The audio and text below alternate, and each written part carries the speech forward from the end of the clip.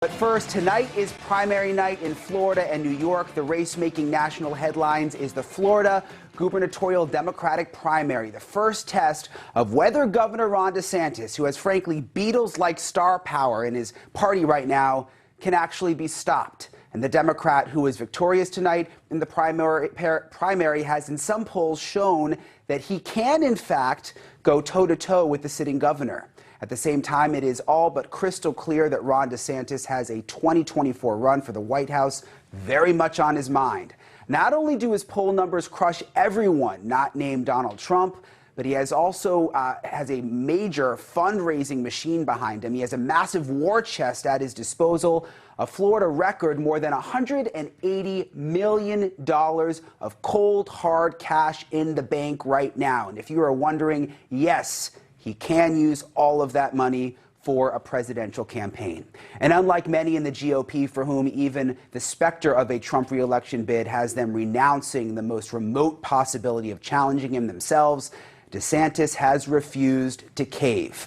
But before DeSantis can head to the Iowa State Fair, eat a corn dog, and tell Iowans they need to kickstart his campaign, he needs to win re-election in Florida first, and he will face off against Charlie Crist, the former Republican governor of Florida, now turned a never-Trumper who has defeated Nikki Fried, Florida's commissioner of agriculture and the only Democrat to hold a statewide office right now in Florida. Crist winning with ease, really, at this point tonight. 96% of the vote, over 840,000 votes compared to Fried's over 490,000. While some polls have DeSantis breezing to re-election, others really don't. Earlier this month, a Florida-based firm asked voters who they would vote for. Crist had a more than 1-point lead over DeSantis. Look at that. But at the same time, at the national level, DeSantis is seeing a spike in popularity among Republicans. In late February, early March of 2021, DeSantis was third among the possible Republican candidates with about 7%, former President Trump at 51%, former Vice President Mike Pence there at 9%. Late last summer, DeSantis saw a spike. 13% of voters wanted DeSantis compared to 58% for Trump. Well, now his numbers continue to climb. A July New York Times Siena College poll has DeSantis a clear second, now at 25%, and Trump at 49%. Nobody else there above 7%. When Fox News asked DeSantis if he would run if Trump did, he refused to play ball. If he runs, do you run? How do you make that decision? Nice try, man. We're here talking, having fun here, so it's all good. Doesn't want to answer the question. Meanwhile, we are also following primaries in New York with game-changing ramifications, and shortly our decision desk will begin to receive results from there. Because of redistricting, two prominent Democrats who have both served in Congress for almost 30 years are in a fight for their political lives tonight. Congressman Jerry Nadler and Congresswoman Carolyn Maloney have been in a battle to represent New York's 12th congressional district. The bruising campaign has made headlines as both candidates have been hesitant in their progressive districts to give President Biden their full support. Then there is the upstate New York special election in the 19th district that many are calling the bellwether ahead of November's general election. Ulster County Executive Patrick Ryan, a Democrat who has campaigned on a promise to protect abortion access, is facing off against Republican Mark Molinaro, who is looking to benefit off the unpopularity of President Biden right now. But regardless of what happens, the candidates will have to run again in November, as this special election was to replace Antonio Delgado, who's a Democrat who left his seat to become lieutenant governor. Joining me now, the 53rd governor of New York, George Pataki, and Tim Craig, a national reporter for The Washington Post, who is based in Florida. Thank you so much, both of you, for coming on. Governor Pataki, I want to start with you. You know everything about New York politics. Who would have thought that this would be happening tonight in New York? You have Nadler and Maloney running against each other. I mean, only in politics could something like this happen. How do you think this is going to play out, Governor? Well, it would have never happened but for the fact that the partisan reapportionment the Democrats ran through the legislature was thrown out by the court.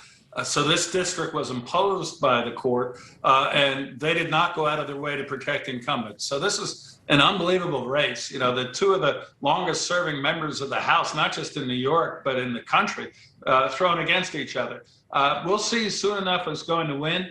If I had to bet, and I shouldn't because we'll have the results in 10 or 15 minutes. Now, the fact that Nadler's from the west side, Maloney's from the east side, the west side in primaries generally votes heavier, and there's another candidate from the east side running against, essentially running against Maloney. So the odds are in Nadler's favor, but we'll know very soon. Yeah, it certainly seemed like Nadler has had a bit of an advantage, but man, it's been something to watch colleagues for so long go after each other. Let's talk about the 19th Congressional District. We've got the Democrat running to protect abortion rights, Republican there really pushing crime issues, really talking about the fact that President Biden is doing a bad job. Is it really the bellwether that all the cable news outlets have been making it out to be? I mean, what do you think?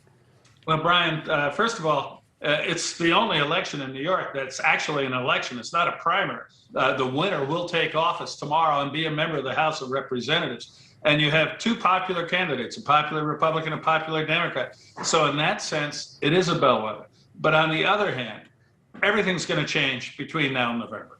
You know, pundits are going to look at this race and say, oh, my God, the Republicans are going to have a red wave, or there's no red wave. The Democrats are likely to keep the House. The one thing I can guarantee is between now and November, things are going to change dramatically. So the conclusions that are drawn tomorrow from this election may not well apply at all come November. I mean, if for example, if Ryan wins, but we go into a deep recession and the stock market is plummeting the last couple of days, everything's going to be different.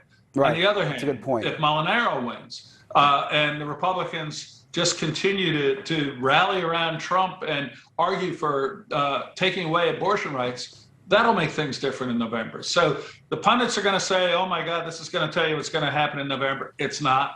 It's going to tell you what happened tonight, and things are going to change dramatically between now and November. And let me just ask you real quick, Governor, what do you make of what's happening in Florida? You've now got Charlie Crist, who has been governor of Florida as a Republican, now running as a Democrat, and he's going to go up against DeSantis. Just real quick, how do you think that plays out? DeSantis is going to win. Yeah. Florida has, first of all, I think he's been a good governor. And second of all, Florida has seen a massive increase in Republican registration. There are over 300,000 more Republicans than Democrats. Just a few years ago, there were more Democrats than Republicans in Florida. So I think Crist is going to give him a fight. And as you mentioned, national Democrats are going to look at this and look to hurt DeSantis with an eye towards 2024. So DeSantis has a lot of money. I think there's going to be a lot of money flowing to Crist. Not so much because they love Crist, but because they want to damage DeSantis, but they're not going to beat him. Thank you, Governor. Very interesting. Let me bring in Tim Craig with the Washington Post. He is in Florida covering this election. I mean, you heard what the governor just said, Tim. Do you think that Crist really has a chance here? It just seems like there's so much attention, not only in Florida, but nationwide right now on DeSantis. I think clearly he's the underdog, and I think clearly he starts at a disadvantage. But you also got to remember, Florida is still Florida. It's a state that's relatively competitive. You know, even Biden lost it by a few percentage points.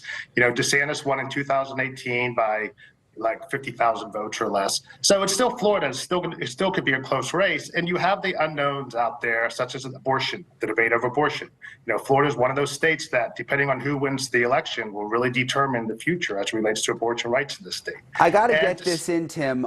There's this new, and I'm sure you've seen it, this new Top Gun ad that has been playing. It started playing yesterday. It's a new ad from Governor DeSantis.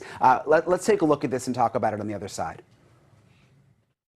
Good morning, ladies and gentlemen. This is your governor speaking. Today's training evolution, dogfighting, taking on the corporate media. The rules of engagement are as follows. Number one, don't fire unless fired upon, but when they fire, you fire back with overwhelming force.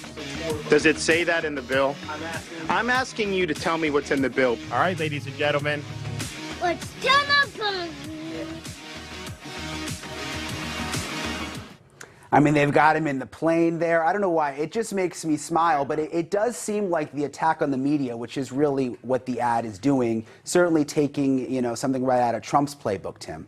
Well, that's how the Republicans nationally increasingly are running against the media, and it has proven pretty effective for them. It's kind of hard. I mean, the local media, the national media, Governor DeSantis has pretty strained relations with both sets of the traditional media in Florida. And I think he sees no disadvantage to running against the media. I think he's taken parts of the Trump playbook that worked, such as running against the media.